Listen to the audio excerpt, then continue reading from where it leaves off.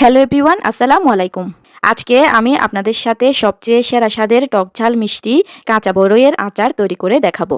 আজকের এই লোভনীয় স্বাদের কাঁচা বড়ইয়ের আচারের রেসিপিটা যদি আপনাদের কাছে ভালো লেগে থাকে তাহলে ভিডিওতে কিন্তু অবশ্যই একটা লাইক দিয়ে দিবেন। আর আমার চ্যানেলে নতুন হলে চ্যানেলটি অবশ্যই সাবস্ক্রাইব করে পাশের বেল আইকনটি অন করে রাখবেন।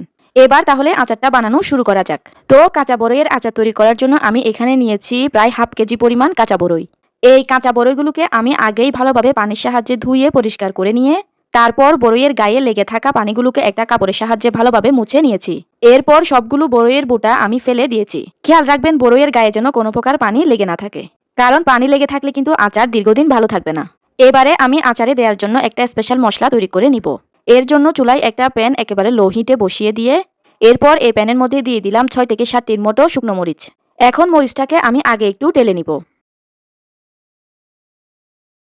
মরিচগুলো টেলে নেওয়া হয়ে গেলে এবারে এখানে আমি দিয়ে দিচ্ছি প্রায় 1.5 টেবিল চামচ পরিমাণ গোটা পাঁচফোড়ন। এবারে দিচ্ছি 1 টেবিল চামচ পরিমাণ গোটা সরিষা। এখন দিচ্ছি হাফ টেবিল চামচ পরিমাণ গোটা ধনিয়া। এবার এই মশলাগুলোকে ভালোভাবে নেড়েচেড়ে চুলার লো হিটে এগুলোকে ভালোভাবে টেলে নিতে হবে। মশলাগুলো টালার সময় খেয়াল রাখবেন মশলাগুলো যেন কোনোভাবেই পুড়ে না যায়। নাড়তে নাড়তে একটা পর্যায়ে যখন দেখবেন যে মশলা থেকে খুব সুন্দর একটা ফ্লেভার ছড়াচ্ছে আর মশলার কালার হালকা চেঞ্জ হয়ে গিয়েছে, তখন বুঝে নিতে হবে যে মশলাগুলো ভালোভাবে টেলে নেওয়া হয়ে গিয়েছে। তো এ পর্যায়ে কিন্তু আমার মশলাগুলো থেকে খুব সুন্দর একটা ফ্লেভার ছড়াচ্ছে আর মশলার কালারও হালকা চেঞ্জ হয়ে গিয়েছে। এখন আমি মশলাগুলোকে চুলা থেকে নামিয়ে ভালোভাবে ঠান্ডা করে নিয়ে তারপর গুঁড়া করে নিব। এখন ওই সেম প্যানের মধ্যে আমি দিয়ে দিচ্ছি মেজারমেন্ট কাপের হাফ কাপ পরিমাণ সরিষার তেল। অবশ্যই চেষ্টা করবেন আচারটা সরিষার তেল দিয়ে তৈরি করতে। তেলটা গরম হয়ে গেলে এবারে এ তেলের মধ্যে আমি দিয়ে দিচ্ছি হাফ চা চামচ পরিমাণ গোটা পাঁচফোড়ন। দিচ্ছি 2টি গোটা শুকনো মরিচ। এখন দিচ্ছি একটা বড় সাইজের পুরো রসুন কুচি। তবে আপনারা চাইলে এখানে রসুনের পরিমাণটা আরও কমও দিতে পারবেন। তবে যে কোনো আচারে রসুনের পরিমাণটা বেশি দিলে আমার কাছে আচারটা খেতে বেশি ভালো লাগে, তাই আমি বেশি দিলাম। এবারে এগুলোকে নেড়েচেড়ে একটু হালকা বাদামি করে ভেজে নিব। রসুনগুলোকে হালকা বাদামি করে ভেজে নেওয়া হয়ে গেলে এবার এখানে আমি সেই কাঁচা বড়ইগুলোকে দিয়ে দিলাম। এবারে এই বড়ইগুলোকে আমি তেলের সঙ্গে 1 থেকে 1.5 মিনিটের মতো ভালোভাবে ভেজে নিব। বড়ইগুলোকে 1 থেকে 1.5 মিনিটের মতো ভেজে নেওয়ার পর এবার এখানে আমি দিয়ে দিলাম হাফ চামচ পরিমাণ হলুদের গুঁড়া। দিচ্ছি হাফ চামচ পরিমাণ লাল মরিচের গুঁড়া। দিচ্ছি হাফ চামচ পরিমাণ লবণ। যেহেতু আমি পরে বিট লবণটা দিব তাই এখানে আমি এ পর্যায়ে লবণের পরিমাণটা কম দিয়েছি। এবারে সবগুলো মশলাকে ভালোভাবে নেড়েচেড়ে মিশিয়ে দিচ্ছি। সবগুলো মশলাকে নেড়েচেড়ে মিশিয়ে দেওয়ার পর এখন আমি দিয়ে দিচ্ছি মেজারমেন্ট কাপের 1.5 কাপ পরিমাণ চিনি। এবারে চিনিটাকেও ভালোভাবে নেড়েচেড়ে মিশিয়ে দিচ্ছি। নাড়তে নাড়তে দেখুন এই পর্যায়ে কিন্তু চিনি থেকে অনেকটাই পানি বের হয়ে গিয়েছে। এই পানি দিয়েই কিন্তু বড়ইটা খুব ভালোভাবে সেদ্ধ হয়ে যাবে। এই আচারের মধ্যে আমি কিন্তু এক্সট্রা কোনো প্রকার পানি ব্যবহার করব না। আচারগুলোকে দীর্ঘদিন সংরক্ষণ করে রাখার জন্য এ পর্যায়ে আমি আচারের মধ্যে দিয়ে দিব প্রায় 3 টেবিল চামচ পরিমাণ হোয়াইট ভিনেগার। এই ভিনেগারটা দিলে আচারটা দীর্ঘদিন ভালো থাকবে। এখন ভিনেগারটাকে ভালোভাবে নেড়েচেড়ে মিশিয়ে দিয়ে আমি একটা ঢাকনা দিয়ে ঢেকে দিব বড়ইগুলো ভালোভাবে সেদ্ধ হওয়ার জন্য। বড়ইগুলো পুরোপুরি সেদ্ধ হয়ে যাওয়ার পর এবার আমি ঢাকনাটা খুলে নিলাম। দেখতেই পাচ্ছেন এই পর্যায়ে কিন্তু বড়ইগুলো খুব ভালোভাবে সেদ্ধ হয়ে গিয়েছে। যেহেতু বড়ইগুলো এ পর্যায়ে ভালোভাবে সিদ্ধ হয়ে গিয়েছে সেহেতু এ পর্যায়ে আমি চুলার আঁচটাকে একেবারে লো হিটে করে দিয়েছি। কারণ এখন শুধু কাজ হচ্ছে এই বড়ইয়ের আচারের মধ্যে খুব সুন্দর একটা কালার আনা। এখন দিয়ে দিব আগে থেকে ভেজে গুঁড়া করে রাখা সেই আচারের মশলাটা। আমি আজকে এখানে এই পুরো মশলাটাই এই আচারের মধ্যে দিয়ে দিচ্ছি।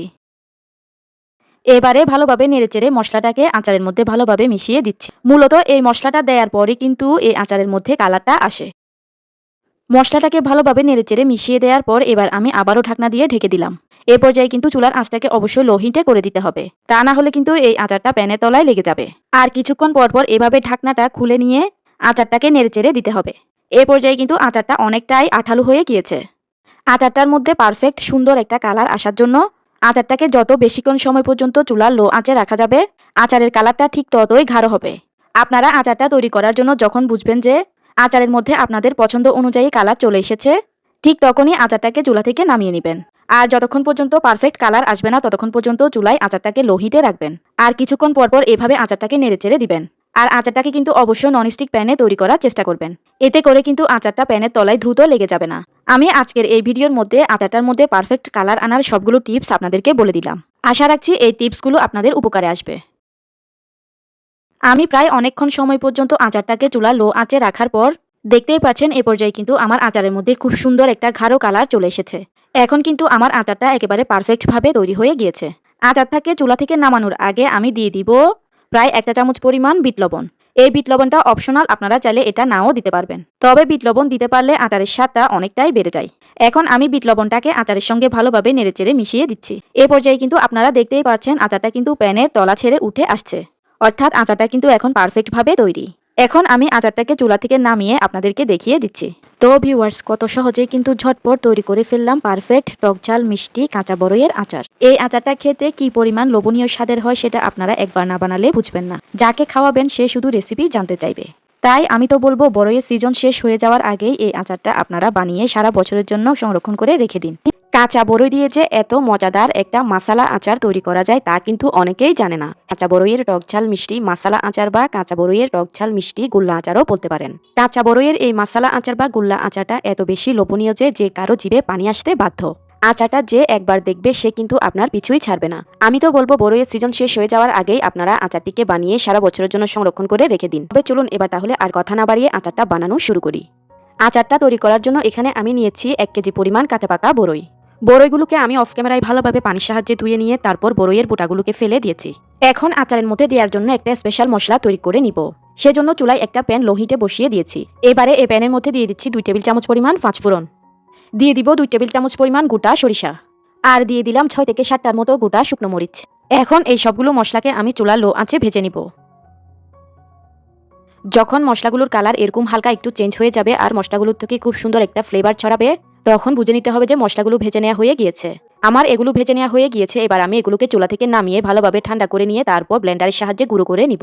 এবারে চুলায় একটা প্যান বসিয়ে দিয়েছি। এখন আমি এই প্যানের মধ্যে সবগুলো বড়ইকে দিয়ে দিচ্ছি। এবারে এই বড়ইয়ের মধ্যে আমি দিয়ে দিচ্ছি 1 কাপ পরিমাণ পানি। এখন প্যানের ঢাকনাটা লাগিয়ে দিয়ে আমি এই বড়ইগুলোকে খুব ভালো করে সিদ্ধ করে নিব। আর কিছুক্ষণ পরপর এভাবে ঢাকনা খুলে বড়ইগুলোকে একটু নেড়েচেড়ে দিতে হবে। তা না হলে কিন্তু বড়ইগুলো প্যানের তলায় লেগে যেতে পারে। বড়ইগুলোকে নেড়েচেড়ে দিয়ে আমি আবারও ঢাকনাটা লাগিয়ে বড়ইগুলোকে এ পর্যায়ে একেবারে খুব ভালো করে সিদ্ধ করে নিব। তো এবারে আমি ফিরে এলাম বড়ইগুলো পুরোপুরি সিদ্ধ হয়ে যাওয়ার পর। দেখতেই পাচ্ছেন এখন কিন্তু সবগুলো বড়ই ভালোভাবে সিদ্ধ হয়ে একেবারে ফেটে গিয়েছে। এবারে আমি একটা ডালঘুটনির সাহায্যে বড়ইগুলোকে এভাবে একটু ঘুঁটে ম্যাশ করে নিব। তো দেখতেই পাচ্ছেন আমি কিন্তু বড়ইগুলোকে ভালোভাবে ঘুঁটে নিয়েছি। এবারে আমি চুলাটাকে বন্ধ করে দিয়ে এগুলোকে চুলা থেকে নামিয়ে এরকম একটা ছাঁকনিতে নিয়ে নিব। আর ছাঁকনির নিচে আমি এরকম একটা মিক্সিং বোল নিয়ে নিয়েছি। সিদ্ধ বড়ইগুলোকে আমি গরম থাকা অবস্থাতেই এই ছাঁকনির মধ্যে দিয়ে দিলাম। বড়ইগুলোকে ছেঁকে নেওয়ার জন্য চেষ্টা করবেন বড় ছিদ্রযুক্ত ছাঁকনি ব্যবহার করতে, তাহলে বড়ইয়ের পিউরিগুলো খুব সহজেই বের হবে। বড়ইগুলো ছেঁকে নেওয়ার এই কাজটা কিন্তু বড়ইগুলো গরম থাকা অবস্থাতেই করতে হবে, কারণ ঠান্ডা হলে কিন্তু এই বড়ইগুলো জমে যাবে। দেখতেই পাচ্ছেন আমি কিন্তু বড়ইগুলোকে ছেঁকে নিয়ে বড়ইয়ের পিউরিগুলোকে বের করে নিয়েছি। আর অবশিষ্ট পিউরিগুলোকে আপনারা এভাবে হাতের সাহায্যে একটু ডলে ডলে পিউরিগুলোকে বের করে নেবেন। আমি শেষ পর্যায়ে এভাবে ডলে ডলে ভালোভাবে পিউরিগুলোকে বের করে নিয়েছিলাম। বড়ইগুলোকে ছেঁকে নেওয়ার পর অবশিষ্ট এই যে বিচির অংশগুলো রয়ে গিয়েছে, এগুলোকে আপনারা ফেলে দিবেন না। এগুলোকে লবণ মরিচ চিনি দিয়ে মাখিয়ে খেতে পারবেন। সেভাবে এগুলোকে খেলে কিন্তু অসম্ভব ভালো লাগে। তো দেখুন এখন কিন্তু আমি সবগুলো বড়ইকে ভালোভাবে ছেঁকে নিয়ে বড়ইয়ের পিউরিগুলোকে বের করে নিয়েছি। এখন চুলায় একটা প্যান বসিয়ে এই প্যানের মধ্যে আমি দিয়ে দিচ্ছি মেজারমেন্ট কাপের 1 কাপ পরিমাণ সরিষা তেল।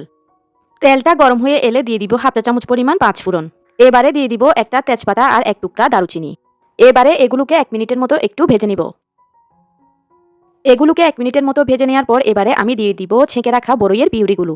বড়ইয়ের পিউরিগুলোকে দিয়ে আমি এবারে তেলের সঙ্গে এগুলোকে 2 মিনিটের মতো একটু ভেজে নিব।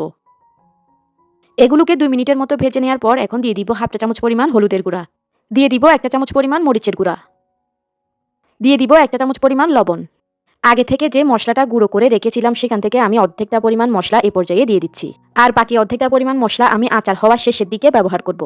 মিষ্টির জন্য দিয়ে দিব এ পর্যায়ে 1 কাপ পরিমাণ চিনি। তবে আপনারা চাইলে চিনির পরিবর্তে গুড়টাও দিতে পারবেন। এবারে সবকিছুকে স্প্যাচুলার সাহায্যে ভালোভাবে নেড়েচেড়ে মিশিয়ে দিতে হবে।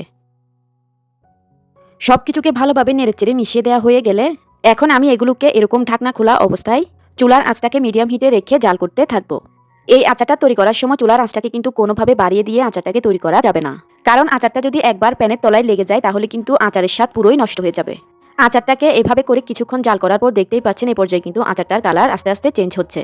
আচারটাকে জাল করার সময় কিছুক্ষণ পরপর এভাবে নেড়েচেড়ে দিতে হবে, তা না হলে কিন্তু আচারটা খুব দ্রুত প্যানের তলায় ধরে যাবে। আরও কিছুক্ষণ জাল করার পর দেখুন এ পর্যায়ে কিন্তু আচারটা আরও কিছুটা গাঢ় হয়েছে। তো আচারটা এই অবস্থায় চলে আসলে এখন আমি দিয়ে দিব 2 টেবিল চামচ পরিমাণ হোয়াইট ভিনেগার বা সিরকা। এই সিরকা বা ভিনেগারটা আপনারা যে কোনো মুদির দোকানে পেয়ে যাবেন। ভিনেগার দিলে আচারগুলো প্রায় 1 থেকে 1.5 বছর পর্যন্ত ভালো থাকবে। এবারে দিয়ে দিব আগের থেকে গুঁড়ো করে রাখা বাকি অর্ধেকটা মশলা। এখন দিয়ে দিব 1 চা চামচ পরিমাণ বিট লবণ। তবে এটি সম্পূর্ণ অপশনাল, হাতের কাছে না থাকলে না দিলেও চলবে। বিট লবণটা দিতে পারলে আচারের স্বাদ একটু বেশি হয়। সবকিছুকে আমি স্প্যাচুলার সাহায্যে নেড়েচেড়ে ভালোভাবে আচারের সঙ্গে মিশিয়ে দিচ্ছি। মিশিয়ে দেওয়ার পর এবার আমি আচারটাকে জাল করতে থাকবো ঠিক ততক্ষণ পর্যন্ত যতক্ষণ না আচারটার মধ্যে খুব সুন্দর একটা কালার আসছে আর আচারটা প্যানের গা ছেড়ে উঠে আসছে। এভাবে জাল করার সময় কিছুক্ষণ পরপর অবশ্যই নেড়েচেড়ে দিতে হবে। আচারের মশলাটা দেওয়ার পর কিন্তু খুব দ্রুত আচারের কালারটা এরকম চেঞ্জ হতে থাকবে। দেখতেই পাচ্ছেন এই পর্যায়ে কিন্তু আচারের কালারটা অনেকটাই চেঞ্জ হয়ে গিয়েছে। আচারটার মধ্যে সবার শেষে আমি দিয়ে দিব আরও 2 টেবিল চামচ পরিমাণ সরিষার তেল। এই শেষ পর্যায়ে আচারটার মধ্যে সরিষার তেল দিলে আচারটা খুব দ্রুত প্যানের গা ছেড়ে উঠে আসবে। তো আমি সরিষার তেলটাকে আচারের সঙ্গে ভালোভাবে নেড়েচেড়ে মিশিয়ে দিচ্ছি।